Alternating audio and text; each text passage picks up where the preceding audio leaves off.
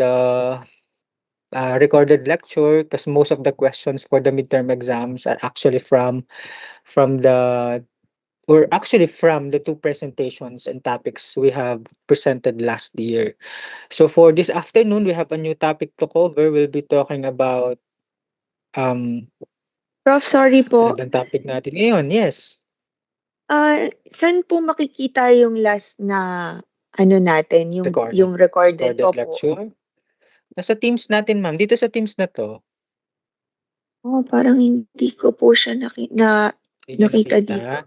Wait Opo. lang ha, let me share my hindi ako makakapag-share ng screen.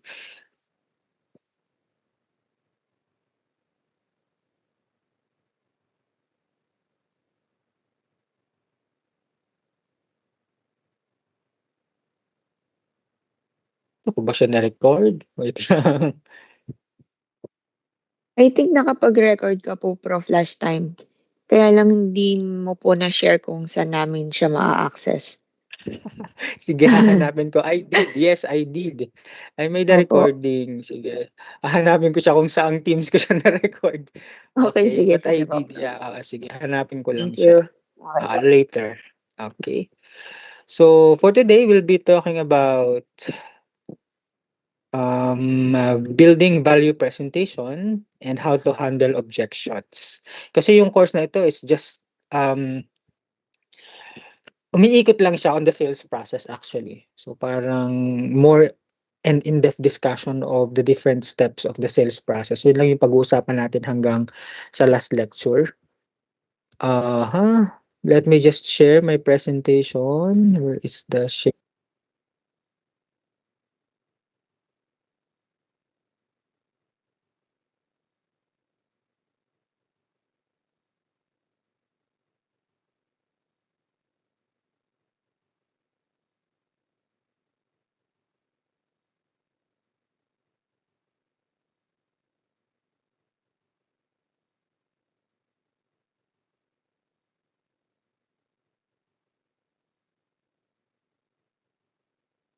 Okay, do you see my screen? Yes po, Prof. Okay, so it's the shift from transaction to trust. So yun po yung pag-uusapan natin for this afternoon.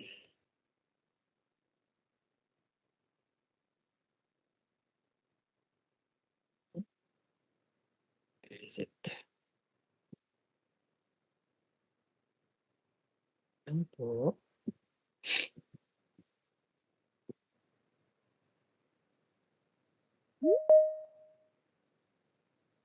Ayan, nagjo-join na sila. Accept ko lang. Okay.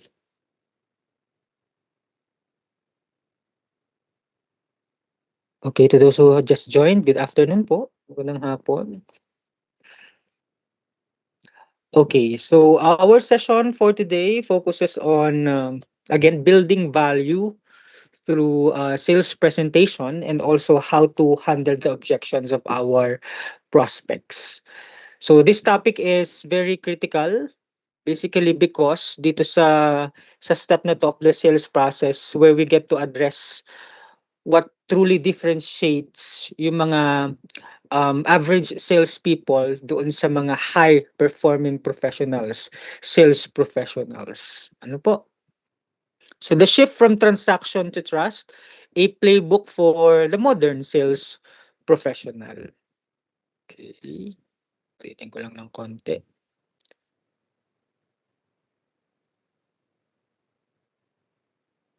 Okay, so the sales environment has fundamentally changed.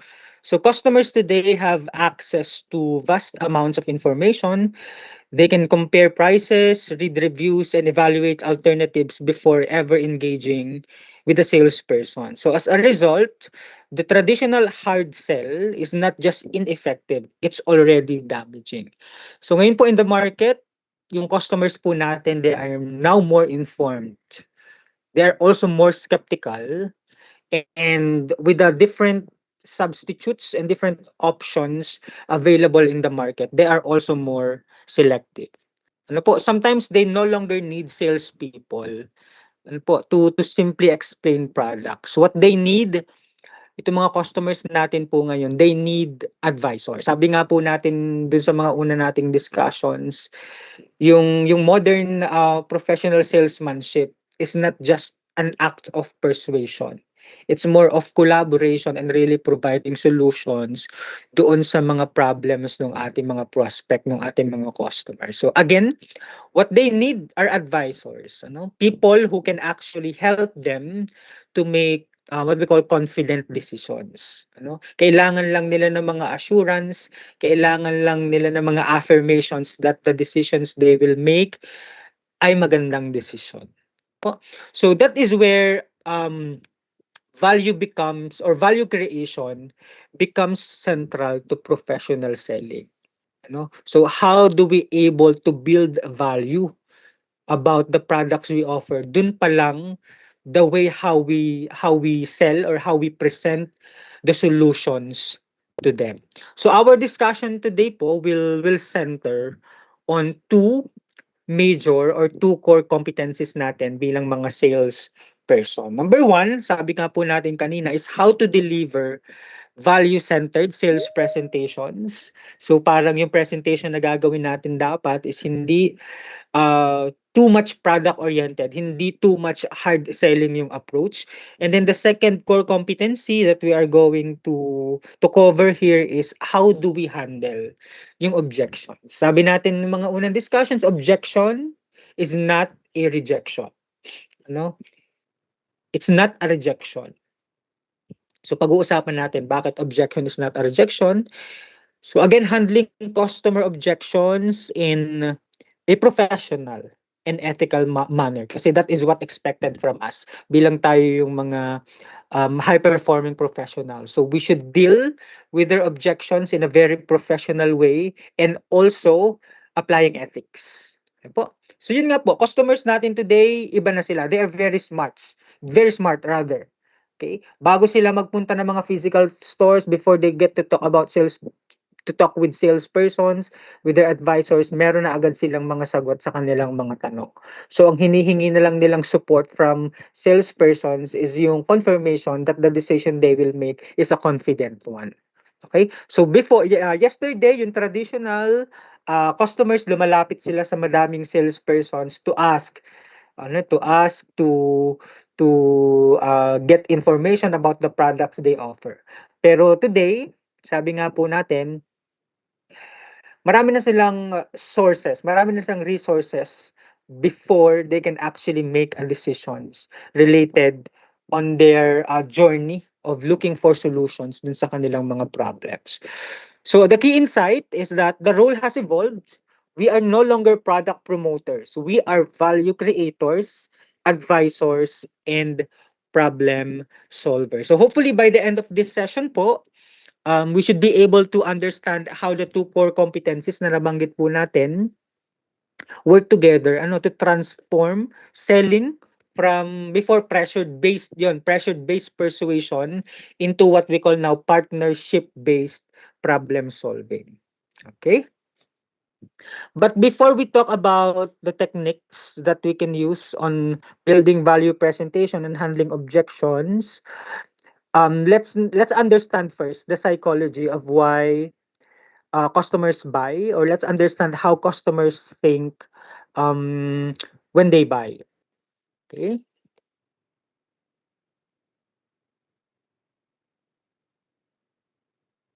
Okay. So master the psychology of why customers buy.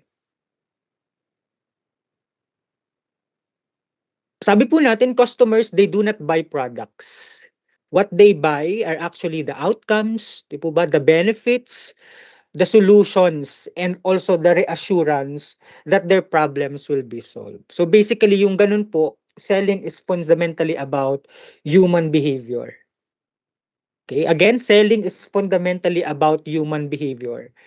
Kasi what the customers are really buying are not the actual products, but again, the solutions, the benefits, and the assurance that they can get, the satisfaction that they can get from whatever products or services they will avail. There are two psychological principles at work in almost every buying decision na ginagawa po natin.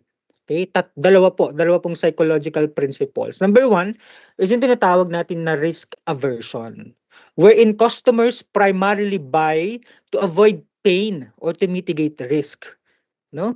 Because customers po kasi they are naturally afraid of making the wrong decision. Di po ba? Lalo na kung yung magiging purchase natin is a large purchase, ibig sabihin medyo malaki yung ilalabas natin na pera bago natin mabili yung produkto na yun, no? Customers, they worry about wasting money, choosing the wrong supplier para dun sa mga B2B transactions, and yung negative consequences na pwedeng maidulot ng kanilang purchase decision. So those are risk aversion. So they need confidence that the cost and effort of adapting your solution as a brand or as a product is significantly less than the cost of their current problem. Okay? So our role as high-performing professionals is to make sure that the sales process na gagawin po natin will reduce yung perceived risk na meron yung ating mga prospects. So kailangan natin silang tulungan na yung kanilang mga apprehensions in mind na baka masayang yung pera nila, na magkamali sila ng desisyon, is mawala or malesen natin. Kasi the way how we handled yung mga apprehensions na meron sila is natulungan natin sila kasi we acted as a partner, as an advisor for them. Okay? The second psychological principle po behind why customers buy is the balance between emotion versus logic. I have mentioned this to you last time. People buy on emotion, the desired outcome, the peace of mind, and justify with logic the features, the price, and the return on investment. Okay? Yung mga customers po natin, we often we often decide emotionally. Okay? So paano pa sinabi natin we often decide emotionally? We base our decisions on how the solutions of those specific products or brands make us feel. Ano ba yung mararamdaman natin kapag binili natin yung produkto na yun? Okay? Ngayon yung nauuso sa mga Gen Zs and millennials, yung mga deserve ko yan, what do you call this? Deserve ko yan, anong tawag doon? Deserve ko naman yan mindset. So sakali deserve ninyo yan, nakakabili tayo ng mga items na hindi naman natin na totoong kailangan, pero binili natin kasi emotionally gusto natin siyang bilhin kasi meron tayong satisfy na emotion. Okay? And once we have satisfied yung ating emotion, kaya tayo bumibili, is gina-justify na lang natin yung ating decision through doon sa mga features na pinoprovide ng mga products na binibili natin. Okay? So we justify our decision logically using again yung facts, using yung features, using the price. Lagi natin sinasabi that the value that you get from the products or service you availed is actually higher compared the price you paid. Okay? So those are the two psychological principles kung bakit po tayo bumibili ng isang produkto or nag-a-avail ng isang service. Okay? One is risk aversion, and then the second one is the balance between emotion and logic. So I have a question po sa inyo. I want you to think of the last time you made your last major purchase. Ibig sabihin talagang bumili kayo ng medyo malaki-laking halaga ng isang gamit or nag-avail kayo ng isang malaki-laking halagang service. So doon sa instance na yun, what was the emotional reason na nag-influence nung inyong decision? And paano niyo siya ginastify logically? Sino po sa inyo? Kung okay lang sa inyong i-share.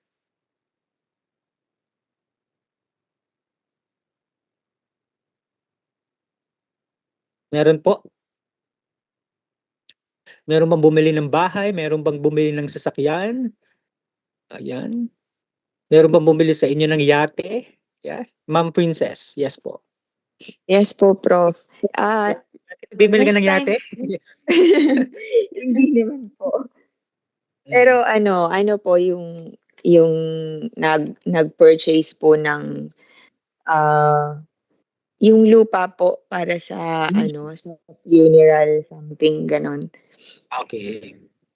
Mahal niyan 'no? Opo. Pero ano Oo, po, out of emotion po, nagkaroon naman din po ng peace of mind.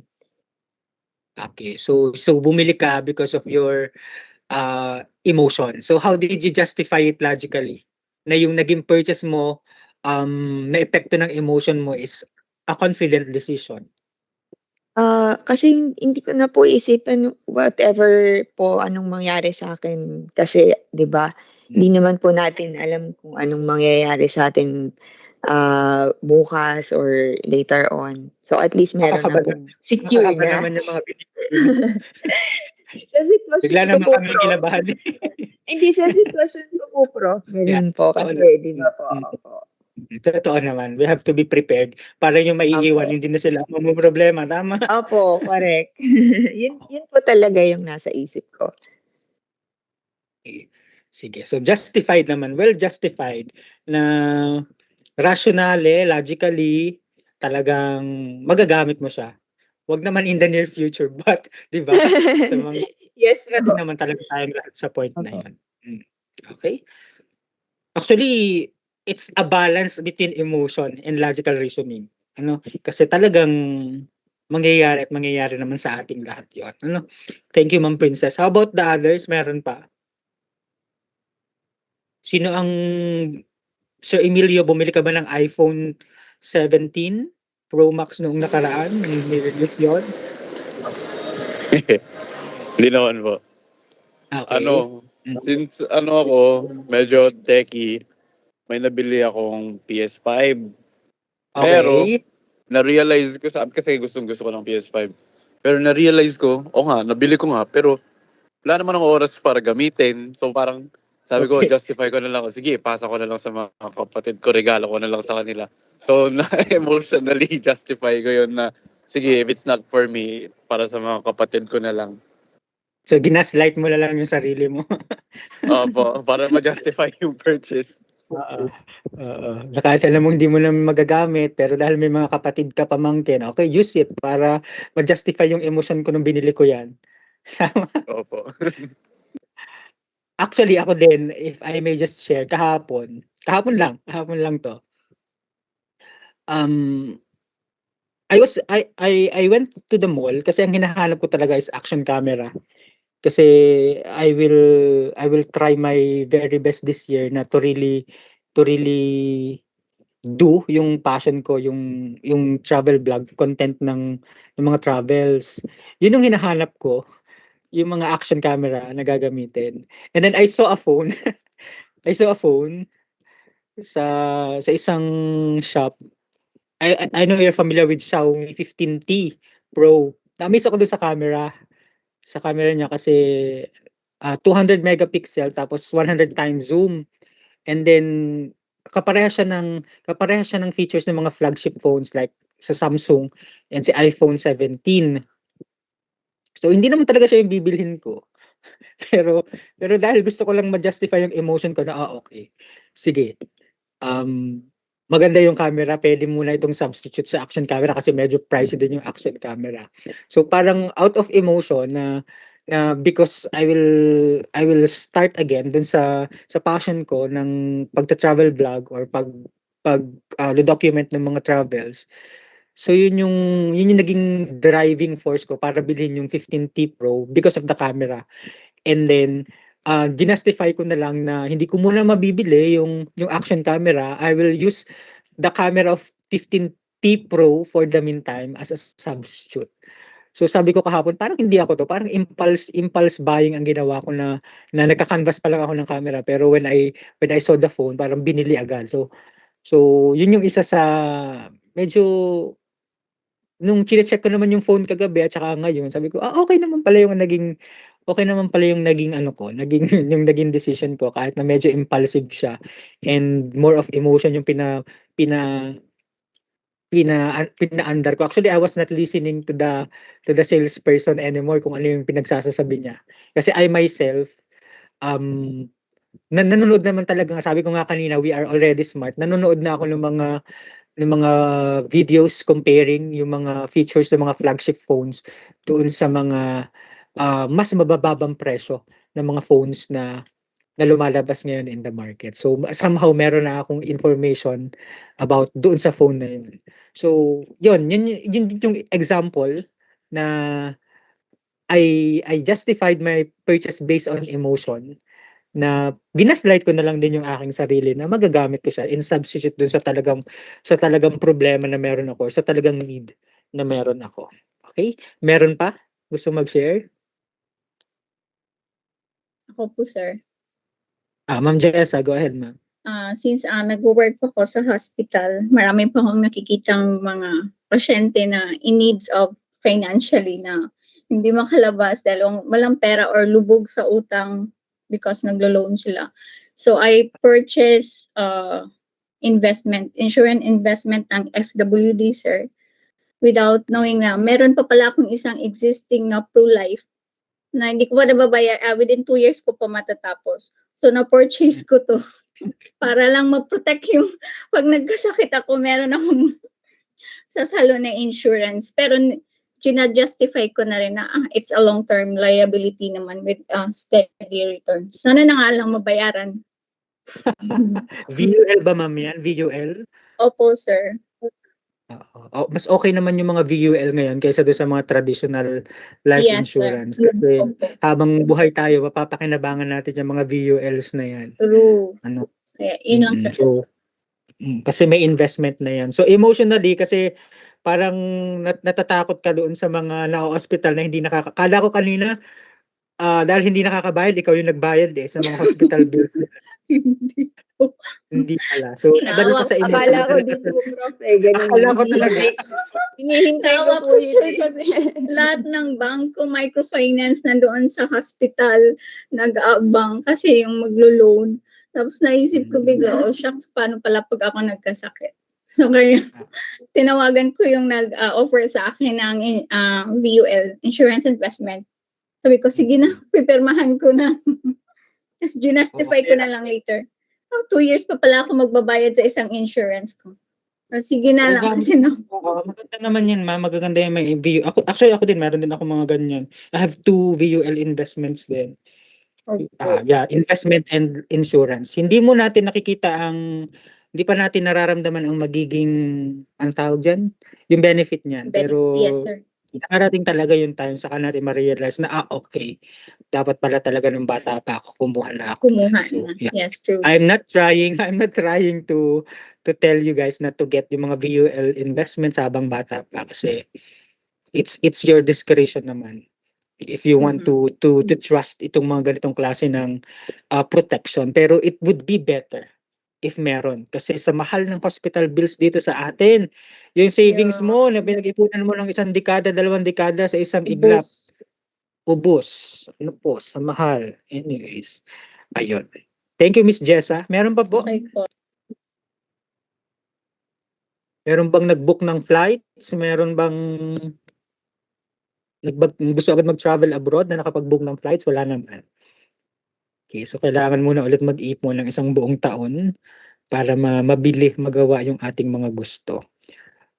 Okay. Next po natin is understanding value. Understanding value in the sales context. Ano po? So value is more than just a low price. Okay? So before a salesperson can present value, we have to understand what value actually means to the customer. Okay? Kailangan naiintindihan po natin, ano ba pag sinabing customer value? No? Our understanding of customer value should not be our own understanding as the salesperson. Kasi customer value is subjective. It's subjective. It differs per person. Okay? Magkakaiba po tayo ng customer value. Kasi kaya po yung approach natin in sales dapat tailored fit to every client, to every prospect kasi magkakaiba yung perception nila of customer value. Okay? Value is more than just a low price, sabi po natin. It's actually not the same as low price. Do you believe in that? Value is not the same as low price. Instead po, value is the balance between what the customers receive and what they are willing to give or what they are willing to give up. Okay? So very subjective po iyon. Okay? Kasi satisfaction varies per person. So minsan, mababa yung presyo ng isang produkto but the satisfaction that a customer gets is very high. Sometimes, ang taas ng presyo ng isang produkto but the satisfaction gets by a customer napakababa. Magkakaiba po. Ano po? So if we're going to define value, it's the balance between what the customer receives and what they are willing to give up. No? Yung mga value na po yun, include na dun yung mga tangible factors and intangible factors. Hindi lang yung the quality of the product itself, but all the other value-added services na isinasama natin dun sa isang produkto like the customer service, like the post-purchase transaction, like the customer lifetime value programs and initiatives na ini-implement natin. Ano po? So customers assess value based on the total benefits, the aggregate benefits. Hindi lang dun sa ultimate satisfaction from the consumption of the product itself, but again, it's the aggregate benefits, including the intangible factors they receive relative to the total cost they perceive. So an effective presentation makes these 4 forms of value visible and meaningful. So there are 4 key dimensions po of customer value. We have functional value, we have economic value, emotional value, and then the 4th one is relational value. When we say functional value, it refers to how well the product or service performs. It's about reliability, efficiency, and quality. Customers will ask, kapag functional value yung pinag-uusapan natin, they might ask, is it reliable? Does it work? Yan. Is it consistent? So yun yung magiging questions nila about the performance of the product itself. Usually yun yung una nilang value na hinahanap, the functional value. Okay? The second one po is the economic value. So how it impacts the bottom line. It relates to financial impacts. Okay? So usually kasi customers, they will assess, they will evaluate first whether the solution or dun sa whether sa purchase na gagawin nila, will they save money? Kapag business to business transaction, will the purchase increase the revenue na magigain nila? Or it will reduce the long-term costs? Okay. So yun yung mga considerations nila sa economic value factor in making a purchase. And then the third one, emotional value, how it makes them feel. Okay, it involves feelings such as confidence, pride, trust, and peace of mind. Okay, so many high involvement purchases, lalo na yung mga shopping purchase natin kasi malaki yung also yung mga specialty purchases or specialty products na binibili natin. It requires kasi a high level of involvement from customers kasi magre-research yan, magko-compare yan ng mga available products in the market. So mataas yung emotional value kasi we really invest our time and effort to assure ourselves na yung bibilhin natin is the best option for us or the best solution for our problems. Ano po? And then the fourth one is relational value, the value of the partnership. It comes from the relationship with the salesperson and the company. Nakakatulong po yun yung customer service, our responsiveness, kung meron silang concerns, complaints, mabilis ba tayo nakakasagot? Reliability ng mga salesperson, reliable ba yung kanilang mga sinasabi? Okay? And then yung long-term support. Mahalaga po yun sa mga customers, yung lifetime support that we offer to them. Yung mga post-purchase transactional activities na ginagawa po natin. Okay? So yun po yung overall definition natin of what value means to our customer. And a strong sales presentations makes all four of value, visible, meaningful, and of course relevant to customer situations. So we have to ensure bilang mga high-performing salesperson na itong apat na values na ito kapag tayo ay nagpipresent sa kanila ay mai-present natin. Ano? Kasi mas ma-appreciate nila tayo bilang mga salesperson if what we are presenting to them is not just about the functional value of the solution we offer to them. Na ibig sabihin na may other value-added services pa sila na makukuha from whatever we are offering to them. Okay? Next. Mhm.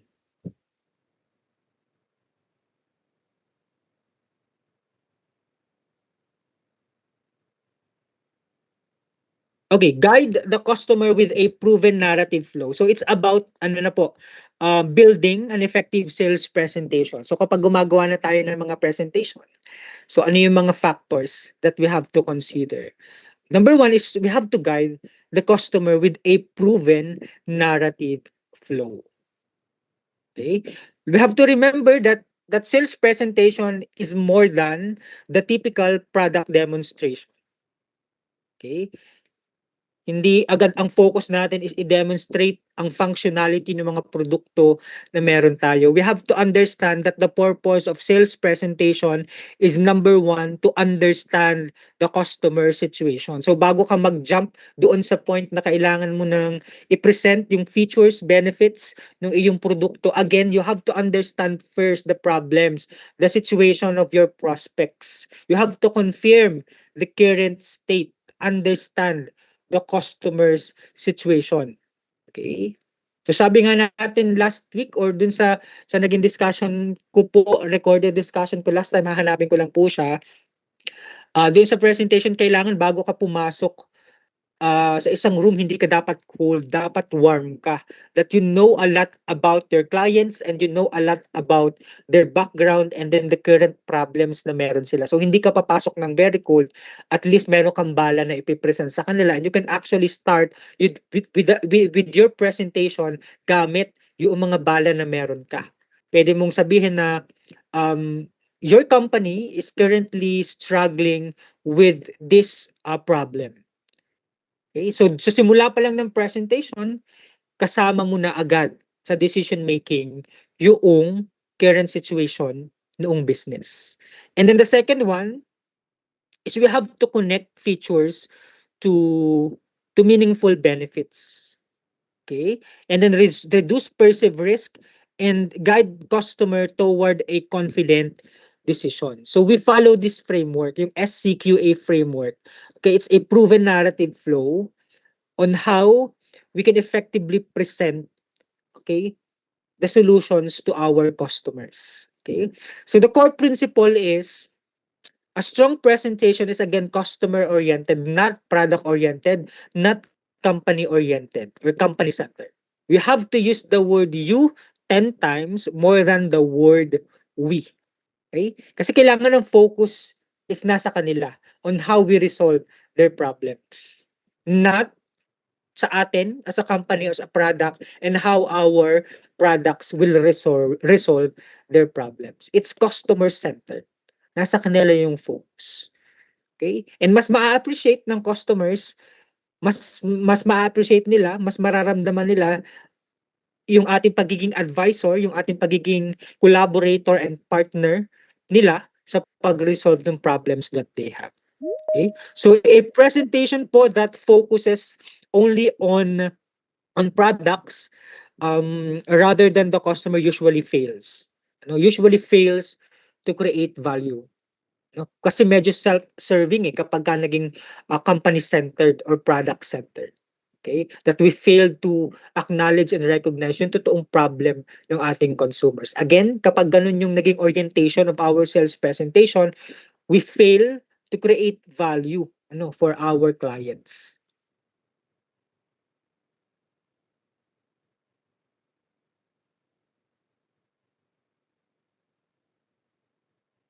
Okay, next is connect your solution directly to their needs. Lagi po natin itong ine-emphasize that as advisors, we provide solutions to their needs, to their problems. Okay? And how are we going to do that? We can make use of ano pong tawag dito? We can make use of the feature advantage benefit framework or the FAB framework to clearly communicate value to our clients, ano? So we can make use of this framework, FAB. Ang pinaka-foundation po of our solution is of course the feature, ano? What it is. Okay? It describe what the product has. Yun po yung feature na tinatawag. Advantages, yung second natin is yung advantages. It explains naman ano ang ginagawa ng mga features na meron yung produkto natin, yung mga unique selling points na tinatawag natin or yung unique selling proposition na meron yung ating produkto. Yun yung mga features or yung mga USPs na tinatawag natin. So example na meron dito, automated reporting system. That is a feature of the product. And what is the advantage of that automated reporting system? It reduces manual data entry. And then ano naman yung benefit na makukuha? Okay? Benefit, clarify why it matters to them. It is the most important part because it is what connecting directly to the customer value, yung benefit, yung satisfaction. Okay? So you have an automated reporting system that reduces manual data entry. And then ano yung benefit na makukuha mo doon? Saves time and minimizes human error, allowing staff to focus on strategic tasks. So when we do sales presentation, ito na po yung pinaka-basic framework we can use. Ano kapag pinipresent na natin sa kanila yung ating produkto, yung ating services. So we can make use of the FAB framework, focusing on the feature and then elaborating on what the advantage of this feature and then the benefits they can get from those features and advantages. So we have to emphasize po, we have to understand that customers rarely buy because of the features.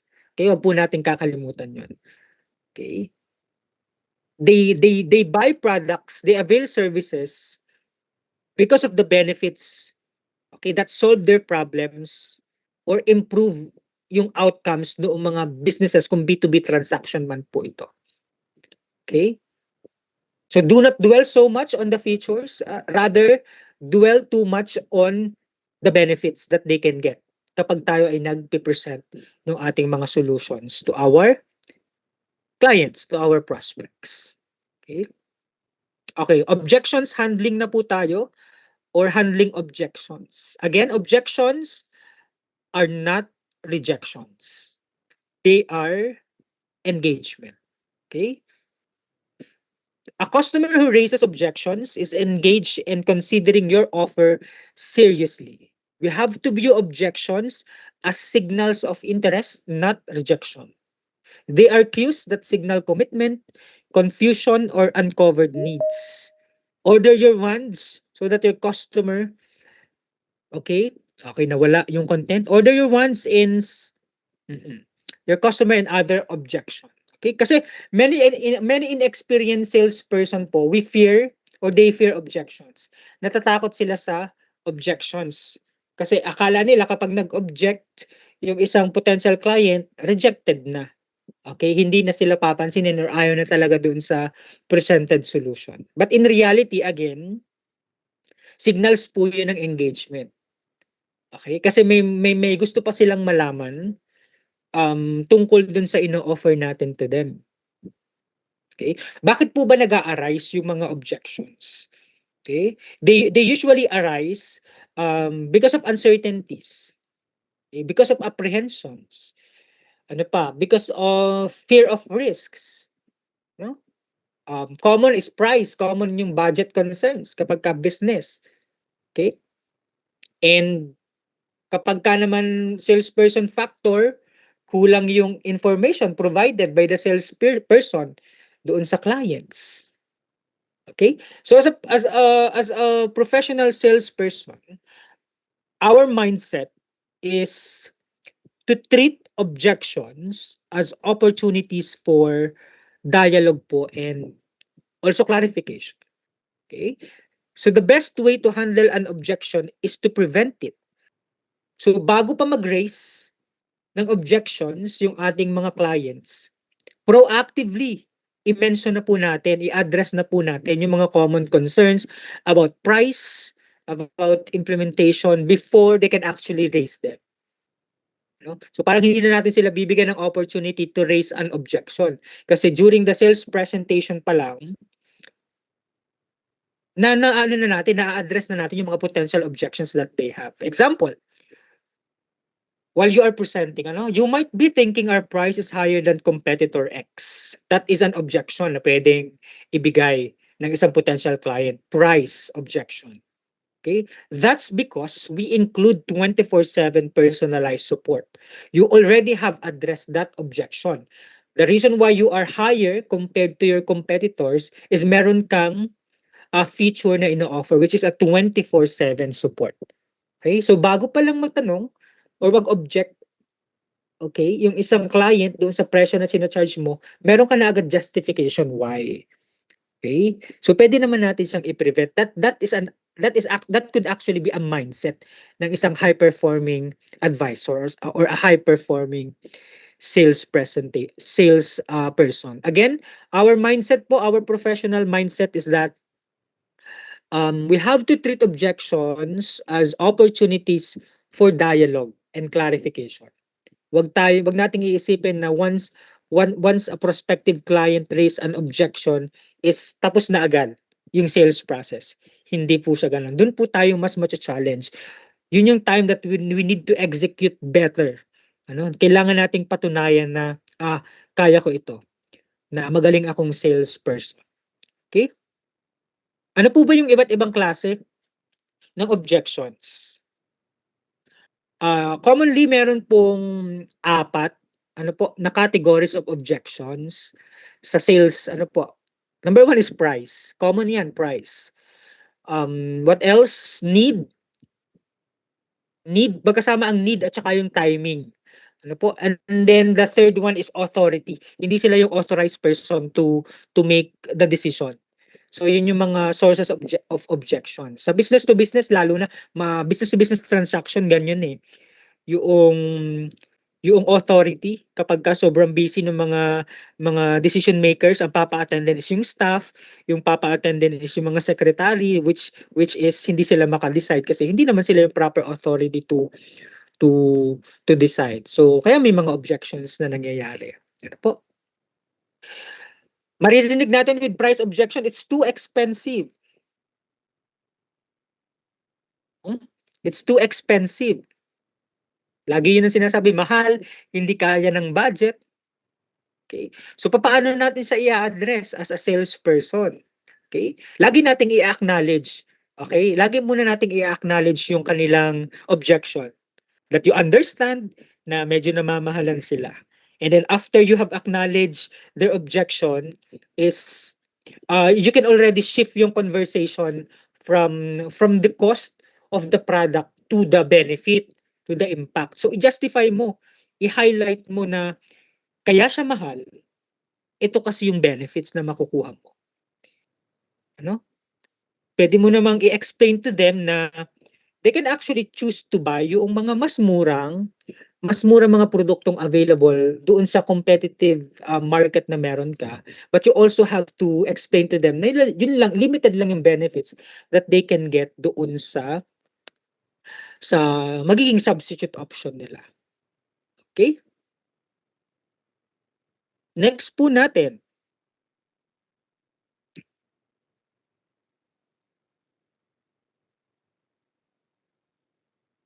A disciplined process for navigating objections.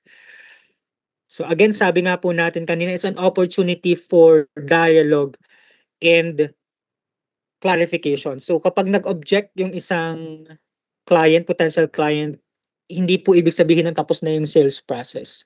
So how do we handle objections? So what is the discipline process in order for us to get through yung objections that our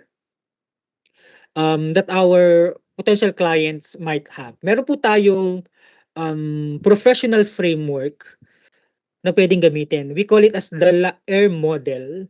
It's an acronym: listen, acknowledge, explore, and respond. So ito pong approach na ito ensures that the customers feel that they are being heard, they are being respected kasi pinakikinggan natin sila, ina-acknowledge natin sila.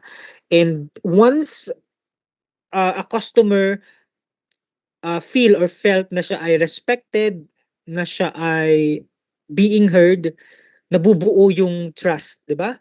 Na-strengthen natin yung trust and nabibuild natin yung credibility natin as a salesperson. Again, in order for us to counter the objections of our clients, we can adopt the LAER framework. Listen, allow the customer to fully express their concern without interruption. Okay? Hindi yung nag-explain pa sila why they object or ano yung mga apprehensions nila, is singit tayo ng singit. Meron tayong mga gustong sabihin without fully understanding ano ba yung sinasabi nila. We have to make sure na nakikinig tayo para umintindi. Hindi yung nakikinig lang tayo para makinig. Okay? Again, listen to understand. Okay? And then, once matapos na magsalita yung ating client, doon pwede na tayong pumasok, pwede na tayong magsalita. So we get to acknowledge na. Okay? Do you demonstrate understanding? Do you demonstrate your understanding, your empathy?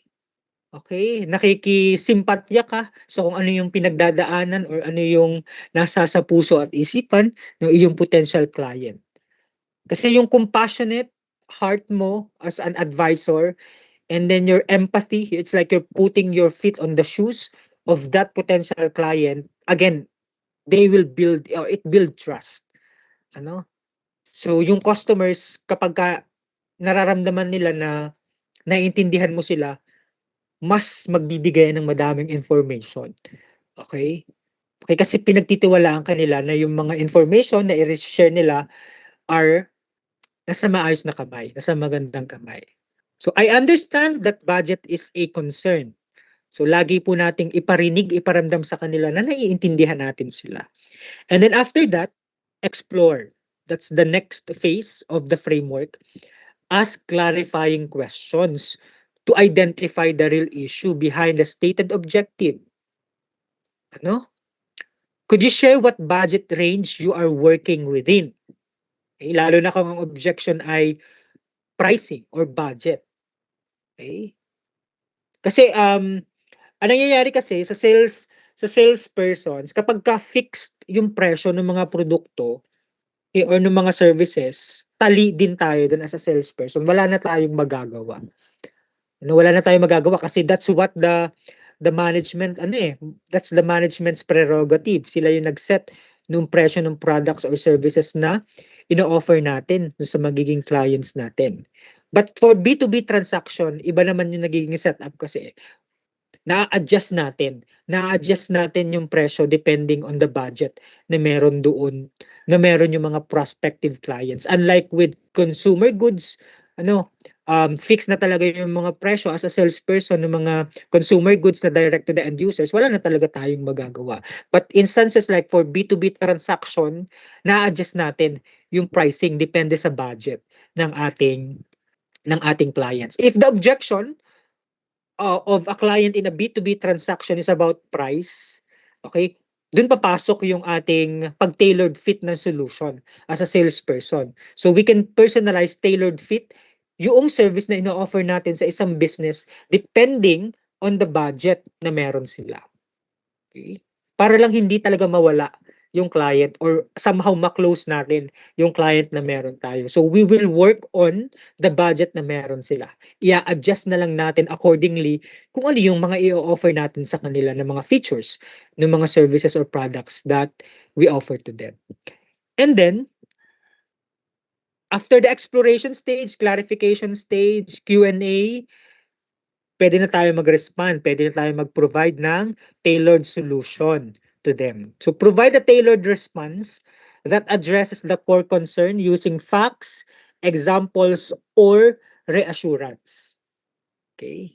Reassurance. Again, sabi natin kanina in the psychology of buying behavior, reassurance lagi yung isa sa hinahanap ng customers. Na bago naman talaga sila bumili, they already know a lot of things about dun sa mga available products and services. Kailangan lang nila ng confident na tinatawag doon sa gagawin nilang desisyon. So doon na po papasok yung pag-discuss pa natin ng mga further features, advantages and benefits, okay? Na meron po yung ating products and services. So i-integrate natin yung FAB framework natin kanina dito sa LAER framework. Just for us to close yung mga objections na meron po yung ating potential clients.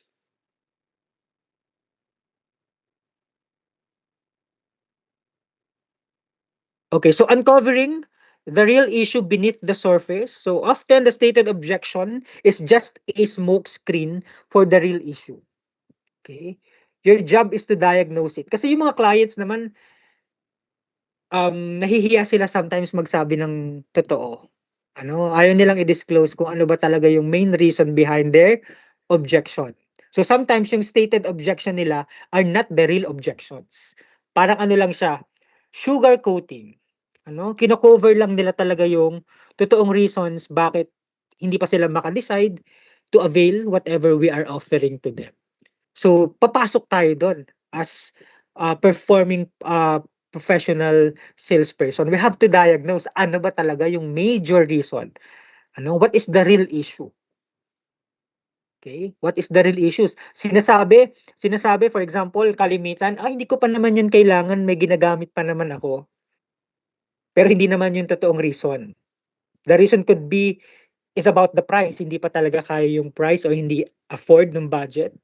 And sometimes, yung brand image, yung credibility ng brand na ino-offer natin sa kanila, hindi pa sila ganun katiwala dun sa brand ng produkto na ino-offer natin to them. Those are underlying sugar-coated issues dun sa mga stated objections na meron yung ating mga potential clients. Okay? Itong technique na to, I have mentioned this to you last time. The feel, felt, found technique.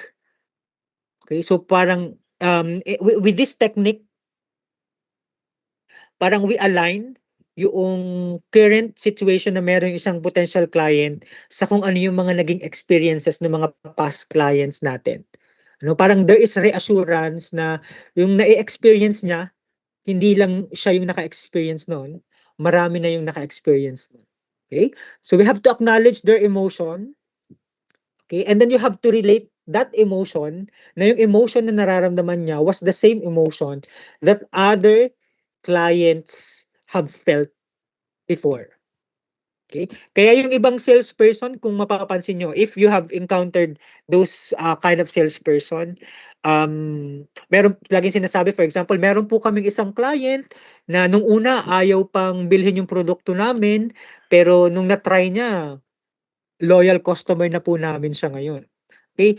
Yung client po na yun, parehas lang po ng inyong problema nung una, but look at him or her now, isa na po siya sa aming loyal customer na siya pa mismo po yung nagmamarket ng aming produkto sa iba. Okay? So yun yung feel, felt, found technique na pwede natin gamitin. To somehow again, handle the objection ng ating mga potential clients. We also have an isolation technique. This is quite an advanced technique. Okay? Medyo medyo aggressive lang yung isolation technique kasi the purpose talaga is to reveal the true objection. And ayaw naman po natin na yun, no? Na magkakaroon pa tayo ng conflict between sa atin at saka sa prospect natin na instead na ma-close natin yung deal, naiyamot, nagalit sa atin kasi medyo aggressive tayo, no? Talagang pinipilit natin yung bagay na ayaw nilang i-share. Okay? So ano yung script sa isolation technique? Okay, so I appreciate your concern about the implementation time. Let's assume for a moment we could solve that. Is there anything else that would prevent you from moving forward? So talagang pinipiga natin. No? Pinipiga natin yung prospective client na kahit na na-state na niya yung objection, hindi pa rin tayo naniniwala. Medyo negative yung dating nun. No? Medyo negative kasi ang iniisip ng client ngayon, nasabi ko na, bakit ayaw mong maniwala? Pero bakit parang gusto mo pang may sabihin ako? So medyo hindi siya magandang technique. It's quite advanced. And it will take courage para sa isang salesperson na gawin 'yun. Kasi kahit na ang bottom line natin is to close the deal, to close the sale, pero ang mangyayari kasi kapag ginawa natin yung isolation technique na yun nga, instead na ma-close, is magalit pa or lumipat pa sa ibang sales agent o sa salesperson yung ating potential client.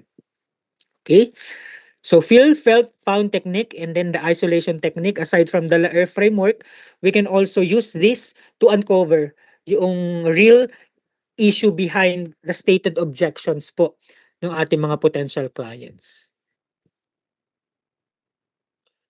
Okay, kapag po price objections yung meron yung ating clients, what are the different strategies na pwede po nating i-implement if it's about price? Okay, number 1 is the comparison method. Comparison method. So, price objections often reflect value concerns, not actual affordability. So, we can use these techniques to reframe the conversation from cost to investment. With comparison method, we compare the cost to something familiar and less valuable. So, the software costs less per month than your team's office coffee budget. Ano? Mga ganong klase po ng technique nung pag-state natin nung ating mga selling statements. Uso yan ngayon sa mga contents eh. Yung mga content creator, bumibili sila ng mamahaling items, bagay. Tapos ginagawa nilang contents. For example, bumili sila ng worth 20,000 na sapatos. 20,000 na sapatos. Ang gagamitin nilang content eh, di-divide nila yun sa 365 days. So just to justify na yung purchase nila is mura, so kung i-divide, for example, kung ang presyo lang nung sapatos is 500 per day, so hindi siya ganun kabigat kung titingnan. Okay? Kasi kino-compare nila yung price daily compared dun sa overall price. Okay? Compare the cost to something familiar and less valuable. The software costs less per month than your team's office coffee budget. So, ibig sabihin, di ba, kinumpare niya dun sa budget ng kape, yung software. Eh, tayo naman, pag bumibili ng kape, parang wala lang. Di ba? Kahit gaano kamahal ng kape. Kasi gusto natin yung kape. Hindi masasatisfy tayo sa kape. Eh, kung i-compare mo yung software sa kape, so ibig sabihin, parang mura lang talaga yung software. Mas mahal pa nga yung overall cost ng kape kaysa dun sa software. So, medyo mag-iisip. Nakakapag-isip yun para sa isang potential client. Yung ganong klase ng method. To diffuse yung price objection. Next is the breakdown method. So, you have to break down the price into its smallest denomination per day or per user. So, this reduces the psychological sticker shock of a large sum. Okay? So, para i-justify lang natin na yung overall cost, if i-breakdown mo siya on a day-to-day basis, mura talaga siya. Okay? And then the last one po is the delay of payment technique. Okay? So offer terms, that is the initial cash outlay. Example, small deposit now, payment in 60 days. So mag-tailor fit ka na ng solution, lalo na kapag ka payment options. Kung talagang gusto ng client, pero talagang objection niya is budget and price, pwede ka mag-offer ng mga payment schemes or payment terms. Payment terms.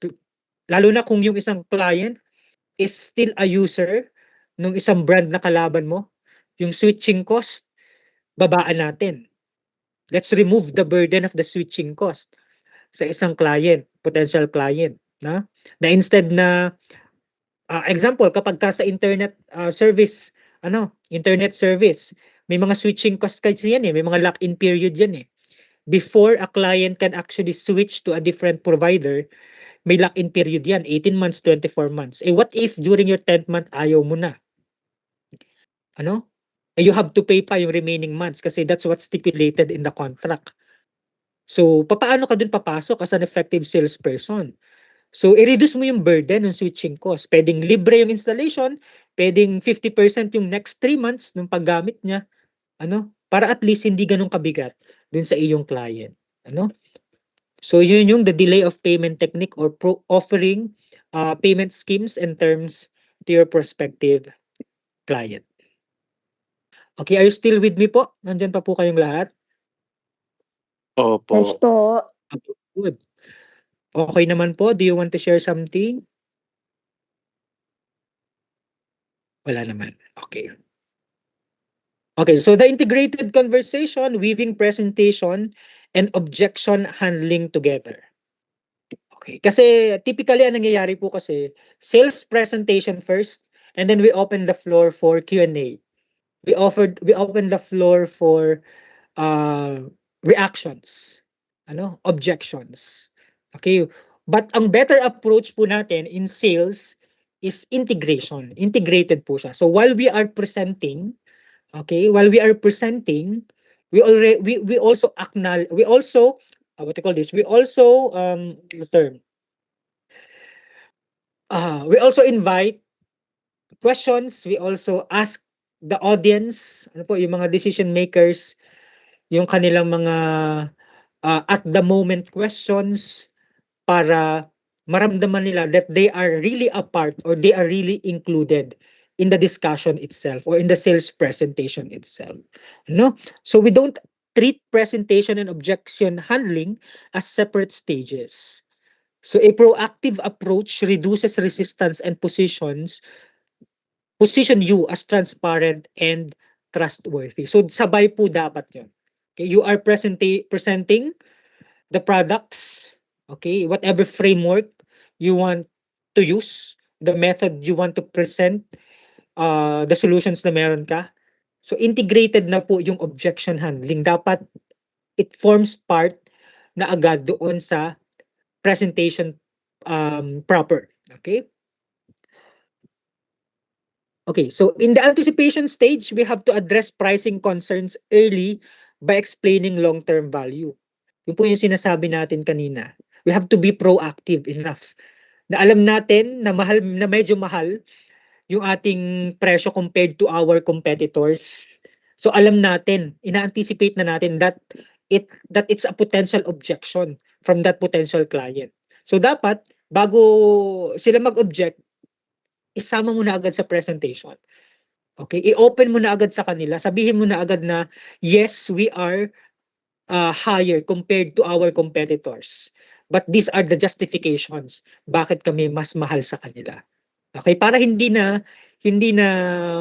magiging concern pa yon doon sa iyong audience. And then again, acknowledge, bring up potential implementation challenges before the customer does, showing you understand their world. Okay? So explain mo na agad with the presentation, hindi lang yung features, hindi lang yung advantages and benefits. Showcase to them.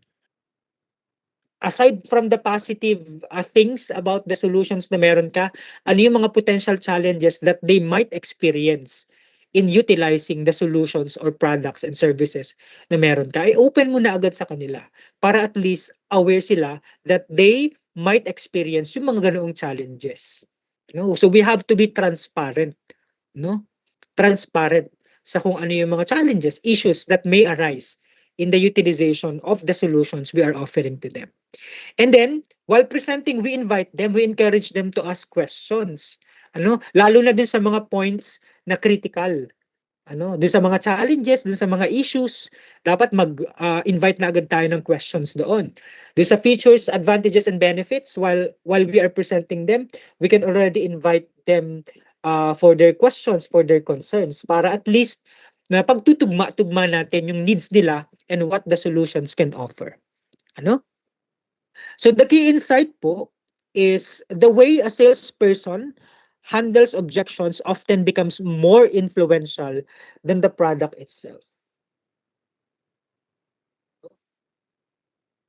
Swerte yung mga companies na maganda yung produkto, magaling pa yung salesperson.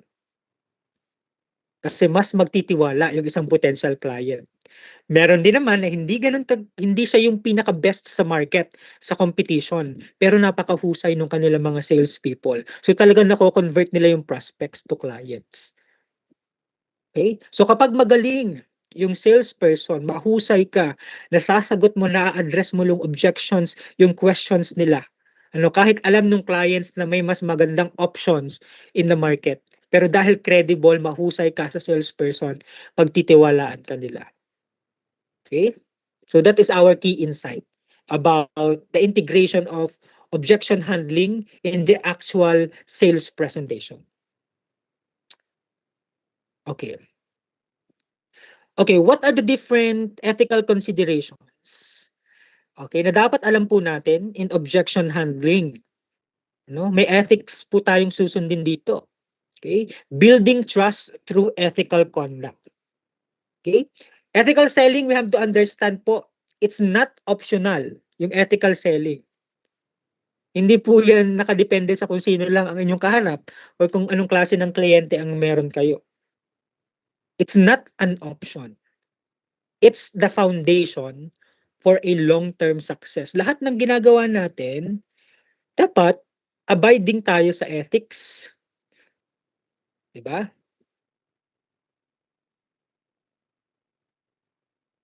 So yung objection handling, kapag hina-handle po natin yung objections, it must be grounded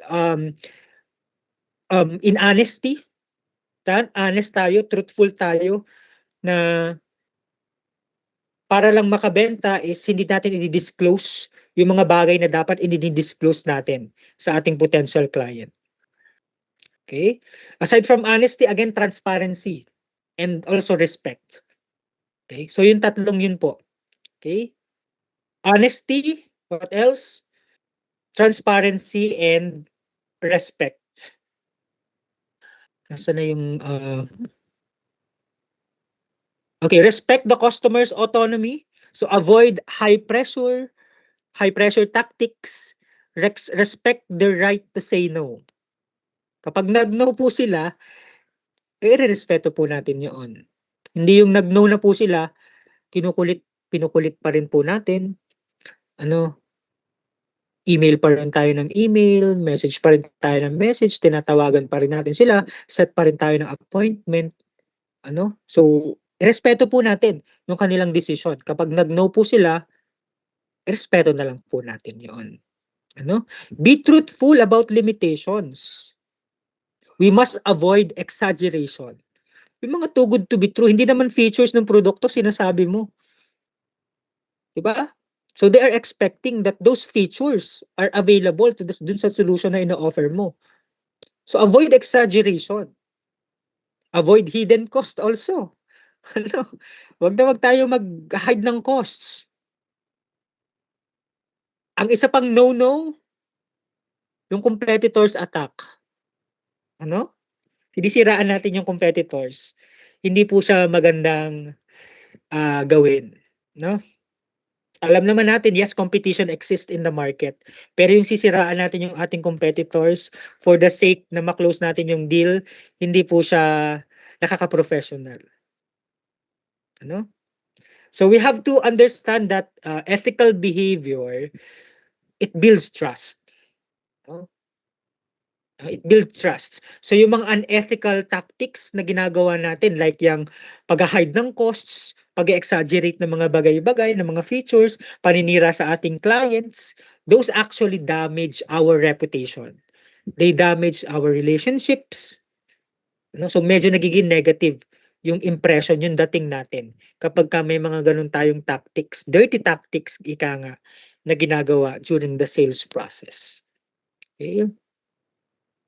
Under-promise and over-deliver, naku, ayaw na ayaw yan ng mga clients.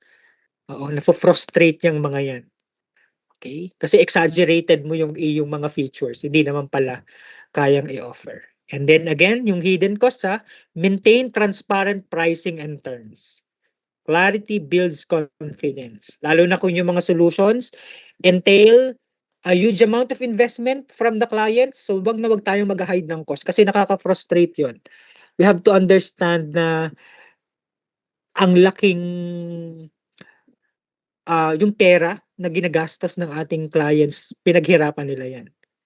So hindi pwedeng self-serving tayo as sales professional na para lang ma-attain natin yung quota, tumaas lang yung ating productivity points, is gagawa tayo ng mga dirty tactics or unethical tactics. I have a question lang po. Why do you think yung mga unethical objection handling tactics, as mentioned po kanina, produce short-term sales, but a long-term failure for a brand, for a business? Sir Emilio. Sir, kasi yung mga hype sector sales, yung focus lang nila is yung parang instant sale instead of yung long-term relationship. Yung isa kasi, yung ethical sales, parang hindi mo sila namimilit, in-educate mo lang sila. But at the same Okay. time, nakapag-develop ka na ng rapport which leads to long-term relation. Okay. Kasi yung ating ultimate bottom line, di ba?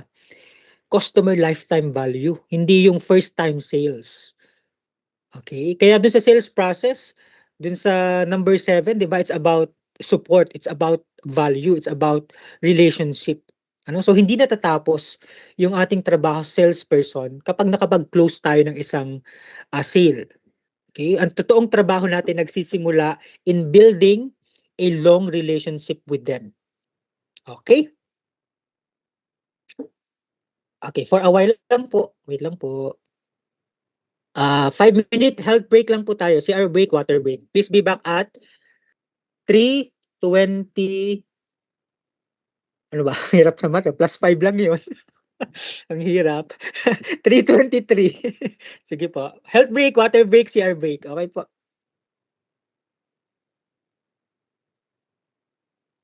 What's up, guys? Wow, ang studios naman ni Emil. Ang hirap mag-aaral dito. Nasa labas ako. What's up, guys? Tara inom. Akala ko pa naman bahay mo yun, sasabihin ko pa naman, ang haba ng kurtina. Oh, may balcony pa.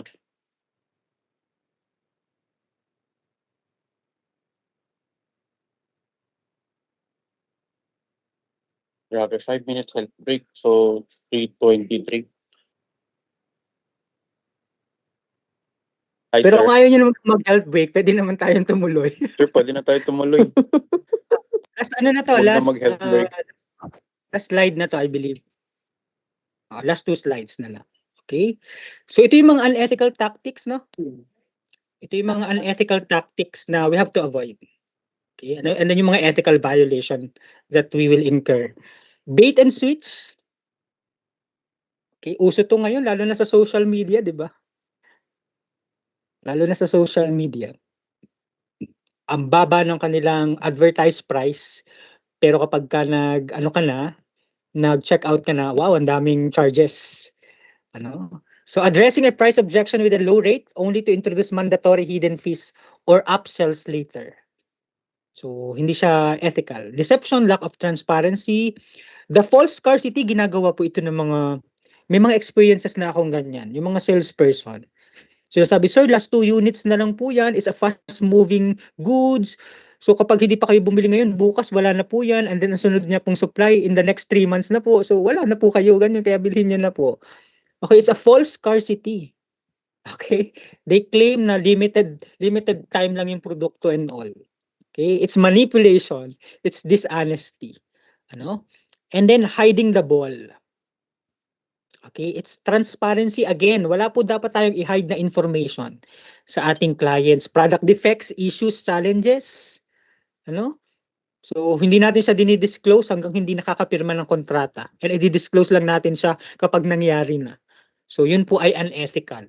Defensive aggression, becoming angry or defensive, trying to win the argument instead of solving the problem. So, wag po tayo makikipag-away sa clients, sa potential clients. Ano? Wag tayo masyadong aggressive na talagang ang goal lang natin talaga ay ma-close kahit hindi kailangan pa rin ma-close. Okay, kahit nag-no na si client, kailangan mag-yes pa rin siya. So, masyadong aggressive, hindi po yun maganda. Okay?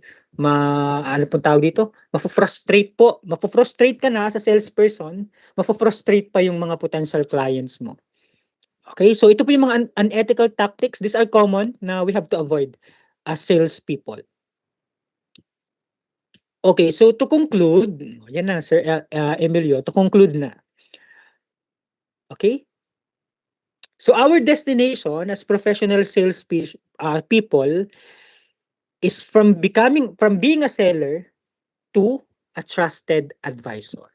Okay? So effective sales professionals, again, do not separate sales presentation from objection handling. Ano po? We have to anticipate concerns and proactively address them throughout the sales presentation. Okay?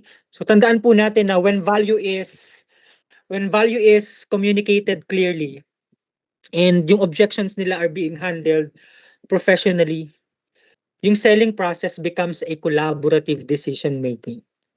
Ano? We become trusted advisors by our potential clients. Ano? So yung seller again pushes products, focus on transaction, and then they just persuade clients to purchase them. But as a trusted advisor, we understand deeply, we build relationship, we communicate value credibly, and we welcome objection as a dialogue. Okay? We have to remember yung mga key points natin in our discussion. Number 1, kung matatandaan po natin, selling is about value po ha. Selling is about customer value, not pressure. Okay? Lagi po natin yung tandaan. And objections are opportunities. Ano po?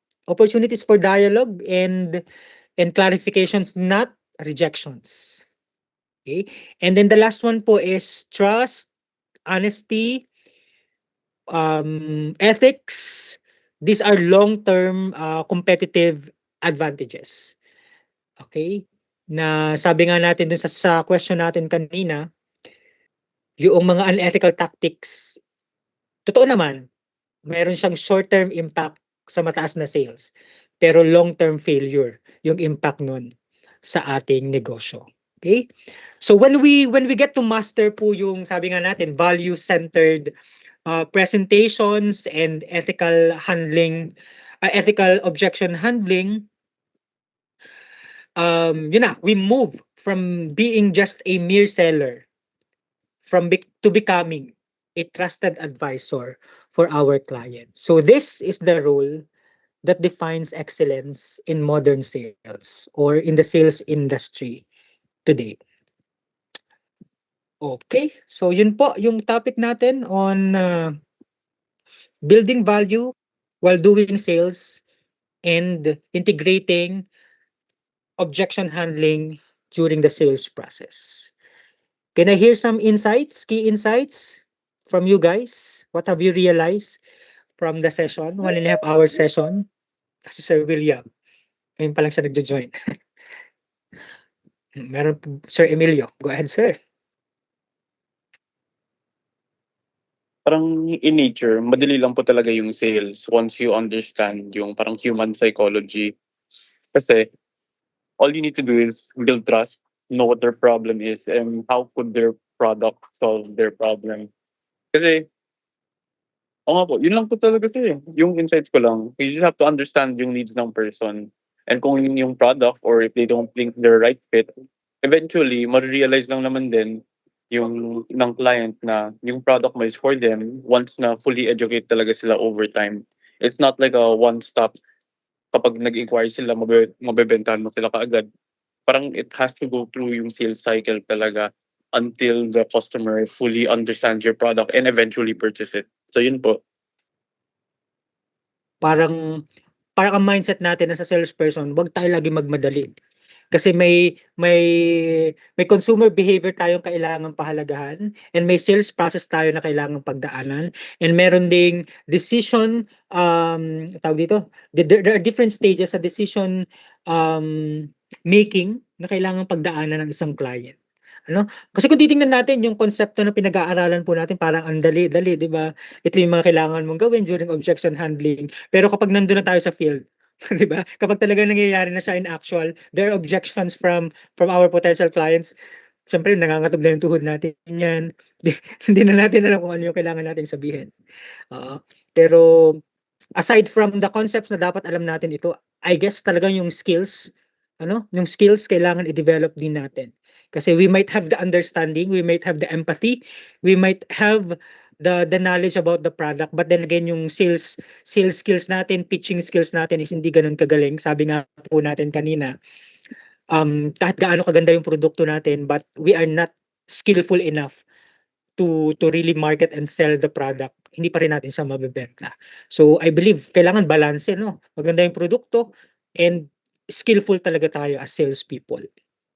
Okay? Meron pa pong insights? Thank you, Sir Emilio. Tsaka kailangan, sir, as a sales, kailangan confident ka talaga sa product na ibebenta mo. Yun Yes. at first. And dapat user ka ng product mo. Kasi mas madaling magbenta if you have experience to share. True to life experience. Actually, if I may just share, I used to be a licensed financial advisor. Kaya nakaka-relate ako kanina kay Ma'am, sino nga po yun? Si Ma'am Jessa, dun sa kanyang VUL. I used to be a licensed financial advisor years ago. And mahirap talaga magbenta kapag hindi mo, kung hindi mo na-avail yung produkto na meron ka. Kasi unang tinatanong ng client ikaw ba meron ka ba niyan? Ano yung sasagot mo kapag wala, di ba? Pero so it's an X already sa kanila na how come na you are selling it? Ang ganda nung sinasabi mo about your product, pero ikaw wala ka, hindi mo pa siya pinagtitiwalaan. No? So yun yung sinasabi ni Ma'am Lovely na you have to make yourself believe that what you are selling is really saleable. May saleability value para mas mapaniwala mo yung clients na talagang may benefit na makukuha from the product you are offering. Okay? Thank you. Okay, so we have 1.5 hours remaining. Please use that in answering. Kasi medyo, kung mapapansin nyo yung mga assessments nyo po, yung mga quizzes nyo and activities, medyo mahihira po siya ng konti. Kasi mga ano po siya application po mga scenario po siya na kailangan nyo talaga mag-isip. Yung quizzes naman, it's objective. Objective naman po yun. Lahat naman po yun nasa lecture. Objective type siya. So, sasagutan nyo lang siya. But yung mga assessments, yung mga activities, mga mga scenario na kailangan nyo mag-isip. Kung paano nyo siya i-address. So, you may utilize the 1.5 hour remaining. And next week po, it's asynchronous session. So, yung araw na yun, devote nyo lang sa paggawa ng mga activities. And then, on the 24th, we have our last session. We'll talk about closing sale and CRM, Customer Relationship Management. And 31st is your final exam.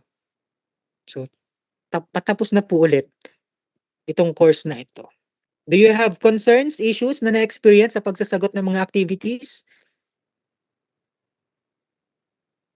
Prof, yung sa midterm, kasi nakaisang Nagulat ako. araw lang siya Yung sa Yeah, midterm, I will Prof. reopen it. Sabi nga ni Ma'am Princess kanina. Sige po, I'll reopen it until January 31. Okay. Thank you, sir. Okay. But yung Tapos- final exam po, yun po ay 24 hours lang Hanggang February 1 lang yun, ng midnight. So, make sure na to take the finals within 24 hours. But yung midterm, pwede siya hanggang January 31. Okay. Okay. May concerns pa po? None. Can I say a thumbs up if we're good with professional salesmanship? I'll ask for 5 minutes para naman sa thesis, sa research. Okay, good. Okay. Ibang channel naman po tayo. Thesis. Okay. I am just finalizing po the schedule next week ng proposal defense. Okay po ba ang defense sa inyo ng weekdays ng gabi? Opo. Ano kayang araw yan? May night shift ako, Prof. Anong oras ma'am nung night shift mo? Anong araw? Bagay next week pa naman yan, Prof, no? Next week lang daw. Next week ma'am. Ifa-finalize ko lang with the panel. Meron na pong panel. Ifa-finalize lang yung schedule. And then once I have it, I will cascade that to you. And then mag-schedule ako ng siguro mabilis lang 30 minutes to 1 hour meeting with you guys just to what you call this?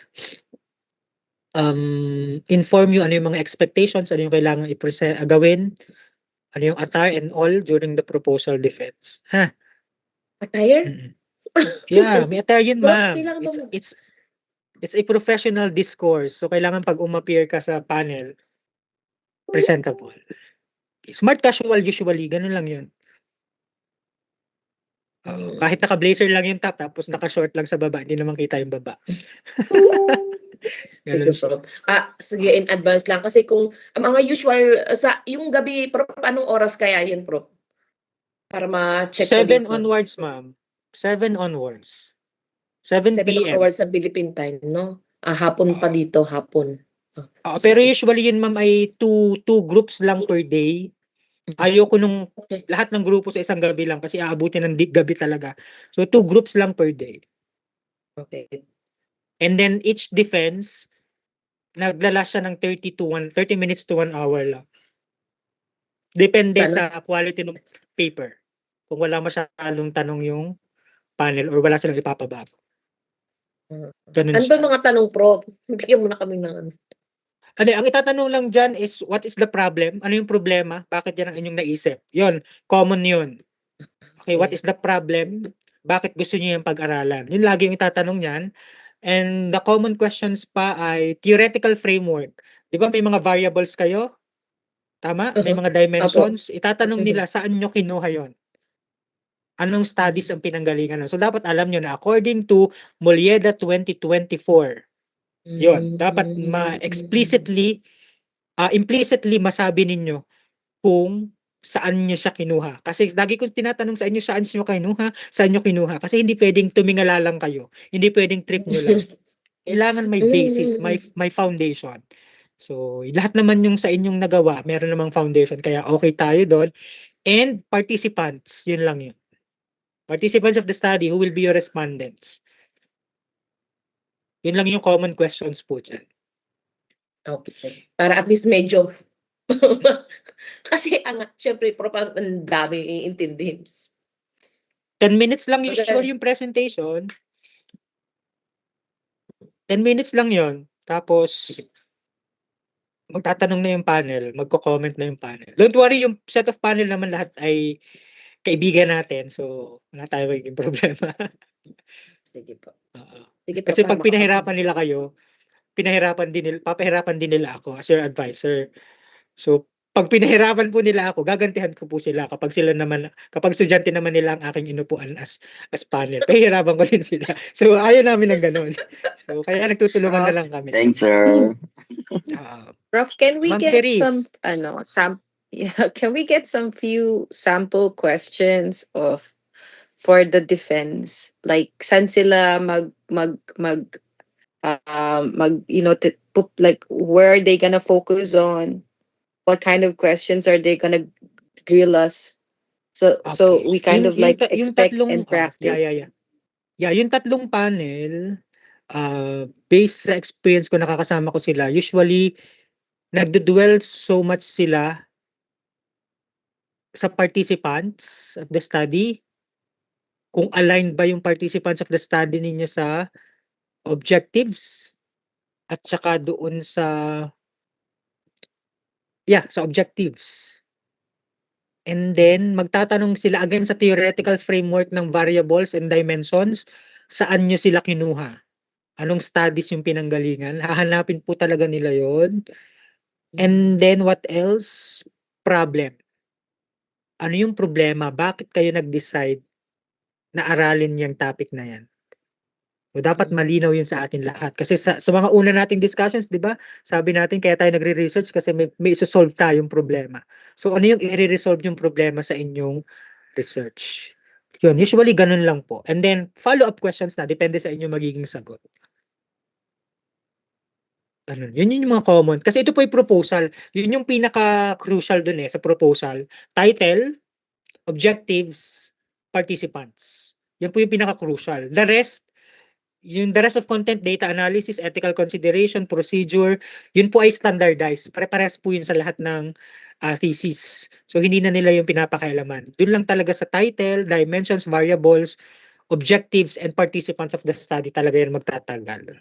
Okay? Pero so far, doon sa dalawang na-approve ko, malinaw naman yung dimensions, malinaw yung objectives, malinaw naman yung title, somehow captured na agad yung problem sa title pa lang.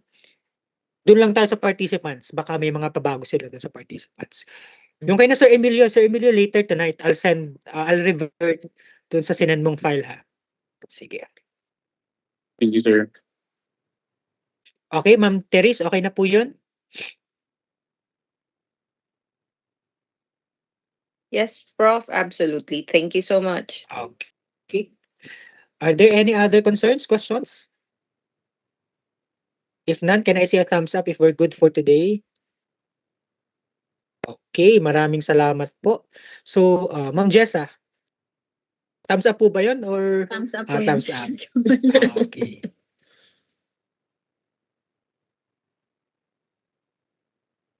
Okay, so maraming salamat po for joining us this afternoon. If you have concerns, open naman yung GC natin. Just beep us up. Just beep me up para I can assist. Thank you so much. Class dismissed. Thank you po. Thank you, Thanks, Prof. Prof. Happy New Year. Thank you, sir. Thank you, Prof. Happy New Year. Thank you po. Thank you.